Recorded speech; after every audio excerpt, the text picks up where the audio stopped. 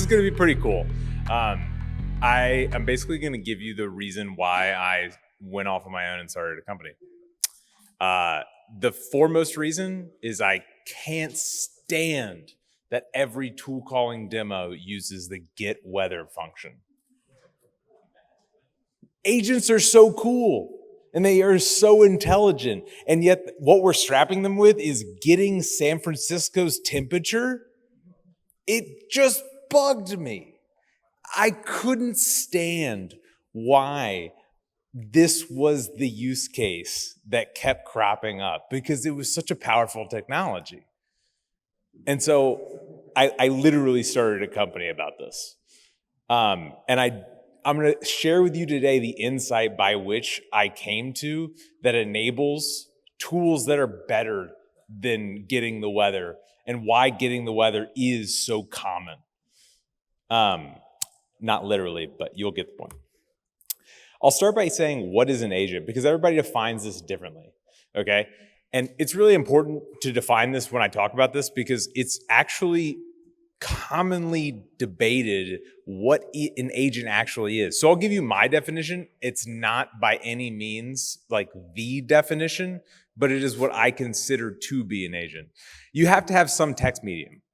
Like you have to have an input. You have to have, it's a large language model system. You have to have some text. You usually have to have some orchestration system. Even if it's custom, even if it's like, put this text here, send to this large language model here, even if you're defining your own orchestration system, you usually have to have some kind of orchestration. Obviously, you have to have a large language model. And now here's where I will branch off from most people. I do not consider an agent an agent. The concept of agency is very important here. I do not consider an agent unless it has the ability to reach out to the outside world. The only way in which a large language model can do anything other than produce text is to call a function. The only way that it can do that is to produce the text necessary to call a function. And so an agent has no agency unless it can call a tool. But the definition of agency inherently forbids something that can only produce text from having agency. And here's where I'll branch off even further, and what most people don't provide you with, or developers or frameworks in the space don't provide you with, which is a way in which to run these tools. Tool calling is a terrible name. Doesn't call the tool. You ever thought about that? Tool calling never calls a tool. Isn't that a little annoying? No one? It is, to me, one of the most frustrating things, because it's just left as an exercise to the developer. And this has led to some really bad practices that I'm going to expose today. Now, there's other things, like my friend from Weaviate here, and there are tons of other things that actually go into an agent system. I'm not saying that there aren't, but this is the minimal comprised set that I consider to be an agent. What is a tool then? Easiest way to think about this is f of x equals y. You have some input, you get some output. The LLM produces x either as a structured output or some type of text that goes into this function, and you are able to get y potential outputs. The definition of a tool is comprised of these three things. Notably, you see that fourth item there, which I've just mentioned, is a way to run it.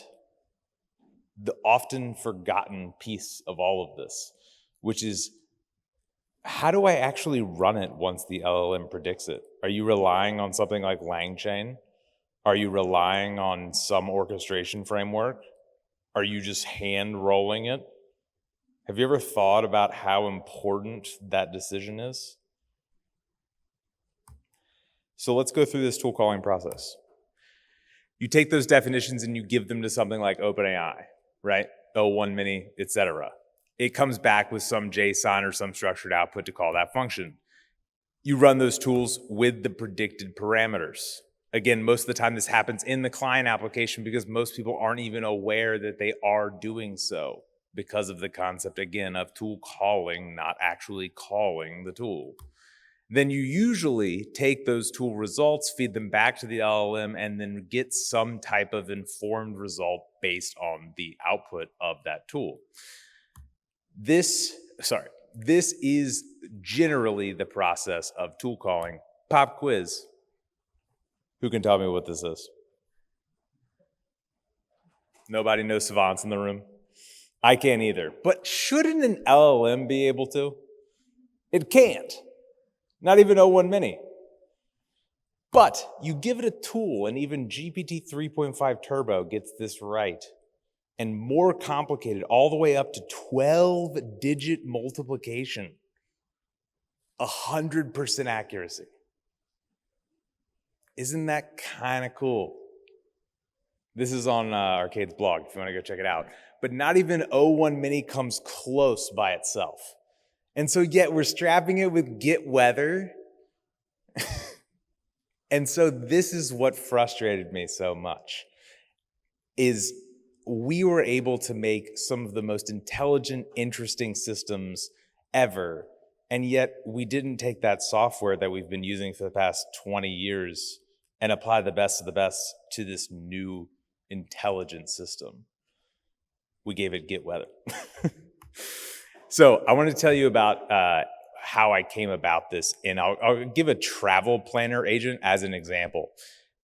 And as I go through this agent, I want you to think about these questions that are going to appear and what is required as a developer to go and do these things.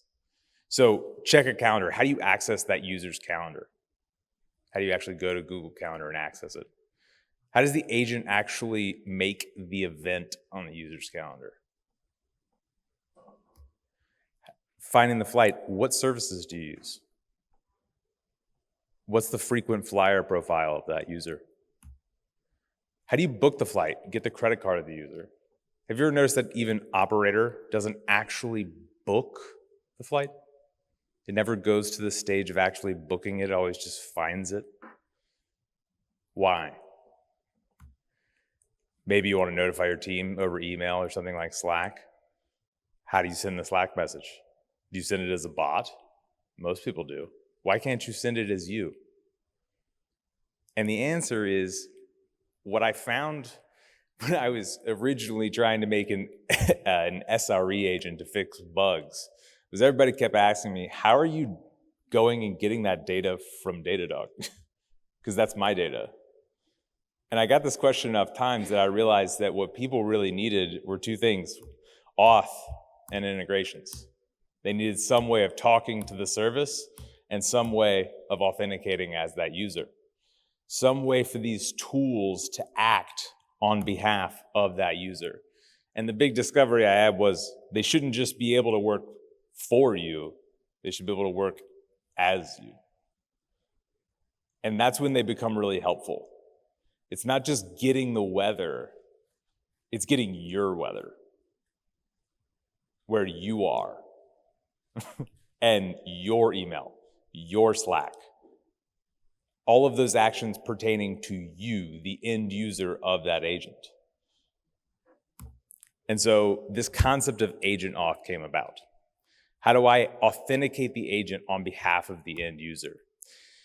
So I'll go through this. It's similar to the get weather function in Google search. Doesn't require any auth. This is what I went through earlier, essentially this process of tool calling. Basically the same, except for the diagram's a bit more broken apart, right? Now let's introduce an OAuth flow. Whoa. Everything in purple is now the responsibility of the developer.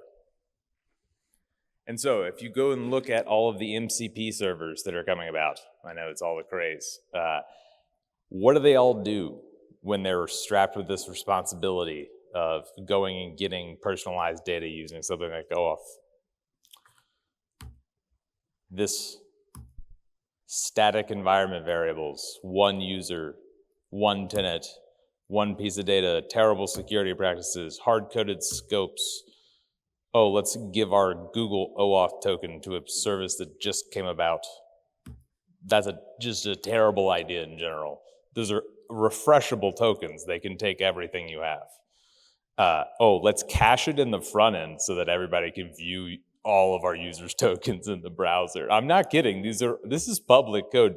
And let's just throw in a security note that says this is a terrible practice. Like, I'm not kidding you. This is actually where we're at with security in the field. And it's almost like embarrassing. And this is the state of auth. It's mostly because people building agents aren't necessarily the same type of people contributing to the OAuth 2 standard. And it's not really difficult to see why that's the case.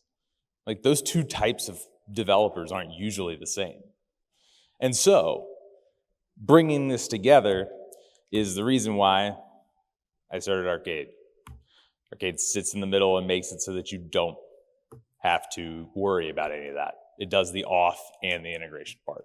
Now, I know this sounds a little bit like an ad, but this is the conclusion that I came to, which is that if I took that away from the developer, including someone developing an MCP server, then they can go back to the thing that they actually want to do, which is make cool shit, worry about the user, build a great service.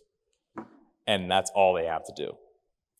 And so with Arcade sitting in the middle there, worrying about all of the different services, authenticating you to Google and Slack and Amazon and LinkedIn and what have you, you can now just write a tool and expect that the context.token is going to be the end user's token, the end user of that agent.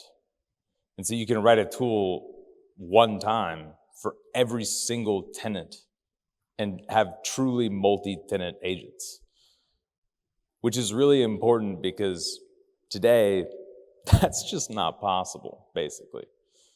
There's essentially not an MCP server on the planet that does it. They just got to HTTPS streamable, and there's only one example of one that actually works. We're getting there with the auth standard. But these two things are still paramount, and that's essentially what Arcade does. All right, I'll show you some examples. So first, social media agent. This one's really cool. LangChain actually uses this every day.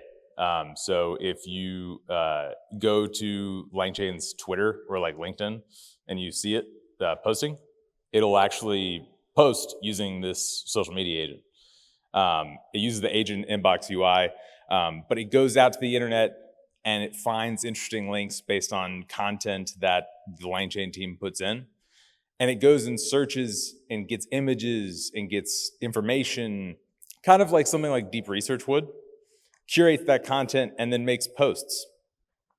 But then how does it post as the LangChain users, the LangChain team, the LangChain LinkedIn, right? It actually has to post. It's not just writing the post, it actually has to post. Well, given Arcade, they can do this now. And it's to Twitter, it's to LinkedIn, it's to X. It's an ambient agent that runs in the background all day long and curates their entire social media. We also now run this as well. Archer, this one's really cool. It's a completely generalizable agent that runs inside of Slack using the assistance UI they just introduced. I use this every day to read emails. Read my last 50 emails and tell me if any of them are important. I never, like seriously, like I never actually go to my Gmail anymore. As soon as the customer wants a meeting, put an event on my calendar for X, Y, and Z. Done. Never go to Google Calendar. I just live in Slack in this text bar now. This one is really useful. I like it a lot. I'll show you an example here. Hopefully you can read this. It's going like super speed, but I'm gonna say like, do I have any meetings with my co-founder this week? You'll see this flow is actually what Arcade does for the user. That Gmail flow that you've done or Google flow that you've done a million different times. It's the exact same thing, but I'm authorizing it to go and get my calendar. So when it wants to use a tool and it wants to now, in this particular example, go use my GitHub, you'll notice that I have to authorize one time. And then the second time I go and use GitHub by calling a tool, I no longer have to. And that's essentially what Arcade's doing behind the scenes, is caching that token, that particular set of scopes, not hard-coded, defined specifically to that tool. And then being able to do things like tell you about pull requests. Now, this is actually a private repo, which I probably shouldn't show at a public talk, but you get the point now, which is that you can go and access all of your private information, your information. We also just put up Arcade.GPT, which is another generalizable agent, but we built it around the Vercel UI. So you can go and fork this immediately. It's all available. It's in TypeScript and uses the Vercel AI SDK plus a little bit of custom stuff. And so you can go and actually use this right now, chat.arcade.dev. Try it out. It's not essentially a multi-turn agent. It's very simple. It's basically so that you can get an idea for what kind of tools it can call. But it will do all of this authentication for you. Hold on to it. Hold on to your threads. And it's actually very useful. I, as you can see here, used it to book my flight out here. I did not choose Frontier, I promise. Anyway, thanks so much. I appreciate it. More resources here and here, and I encourage you to go and try it out at chat.arcade.dev. Thanks so much.